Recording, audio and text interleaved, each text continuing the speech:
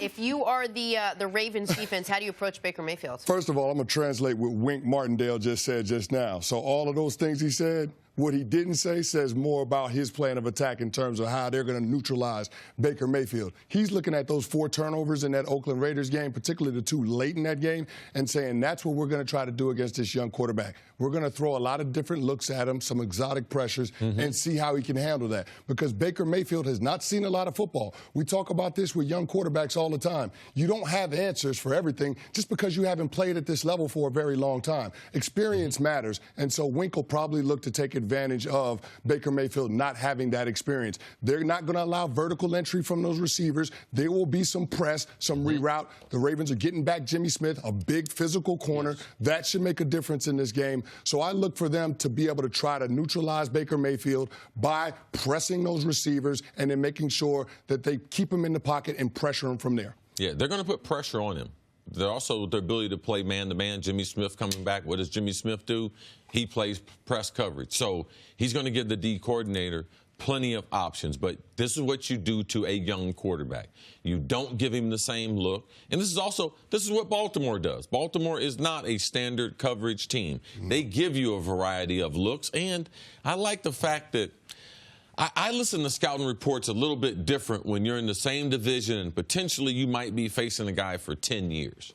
So the scouting department, what they told the defensive coordinator, that's what he told us. So for me, I take some weight into what he's saying based off of this is what the organization feels like. For the next 10 years, we might be facing the next Brett Favre.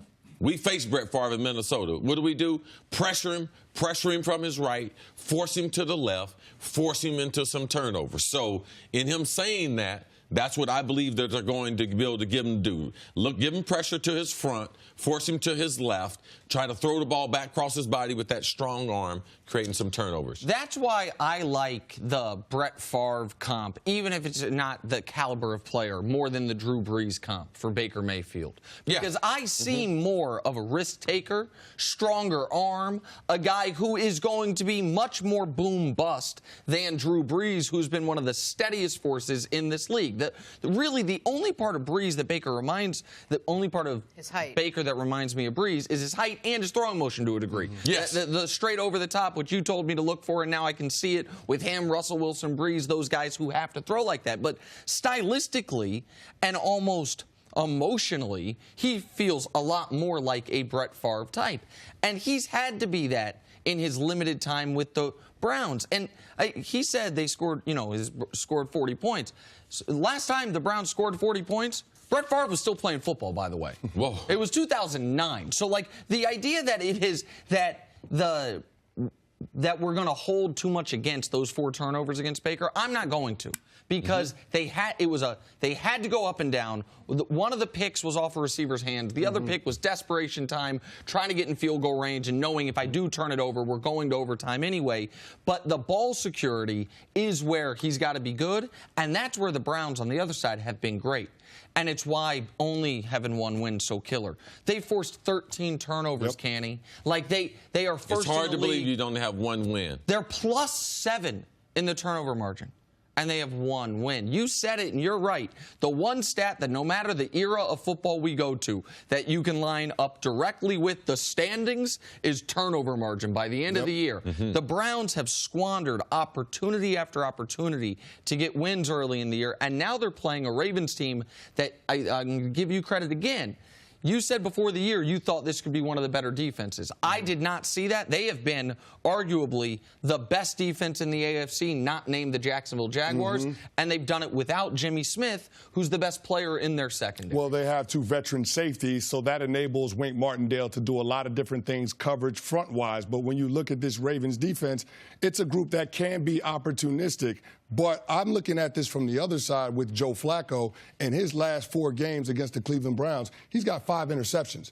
So that's one thing that you have to be concerned with. And who was the offensive coordinator / quarterbacks coach when they drafted Joe Flacco? Hugh Jackson. So maybe there's a little bit of intel in terms of how we can help his defense with some of the things that Joe Flacco struggles with. Now, I know the Ravens have won 18 of the last 20, but this is a different Cleveland Browns team. If this team is going to have a chance to win on Sunday, they've got to be able to force some turnovers because you know you've got to create field position, extra possessions for your young quarterback. And it's a different, it's a different Joe Flacco this year as well. Flacco is playing. I think it's because of John Brown, though. That's been a huge part of Joe Flacco's success this season. And Flacco, even when he was struggling, when he was at his absolute lowest, the one thing he still did really well was not only the deep ball, he was the best quarterback at drawing pass interference. Like, I don't know if that's just a coincidence, but year after year, he drew more deep pass interference penalties than any other quarterback. Now they got a guy on the back end who can catch them, kind of replacing Torrey Smith. Flacco look to be, they drafted Lamar Jackson for a reason, because next year they can get out of that contract. Flacco's trying to hold on to that job. He's playing the best football he's played since they won the Super Bowl. The one thing Baker Mayfield, or the one thing Patrick Mahomes, rather, doesn't have to do that Baker Mayfield does is get his team jacked up and ready to go. And get it. This is a young guy. He's the face of this franchise, and you're looking at him to turn to this team and say, hey, we're better than just one win. Let's get it together. If you're teammates of his, if you're sitting in that locker room, how do you look to Baker Mayfield as your leader when you know he has not played much football? This is the home game that you're coming out. You really do need this win. Well, when you have a young leader like that, it's shared leadership. Some of those veterans got to take leadership too. But ultimately, Baker has the football. And in having the football, you know what good leadership is? Playing. All right? Protecting the football. All right? Act like you know that we are first in the NFL in turnovers. Let's play in sync with that defense. So there's certain things that even as a young player that he's going to understand. And I believe the turnovers, he's going to understand. He's going to understand what kind of defense he has. So I believe Baker Mayfield is a star in this league, but he doesn't necessarily have the best weapons either that he's thrown at. Like, we were talking about Josh Gordon being there, so be careful, Baker. You got to be careful with trying to force the ball to guys who you're trying to put them in a position to make superstar plays and they're not superstar players. One thing that Baker can do, he has that mobility aspect to his game. The Ravens, to this point in the season, they haven't played against a mobile quarterback. So that's something that maybe the Browns offense can use in their favor, Baker Mayfield being able to do some things off schedule. Something to watch in the game. Watch your boy T. Sizzle. It'll be his first time playing against Baker Mayfield. Now, he's got a lot of respect for Ben Roethlisberger.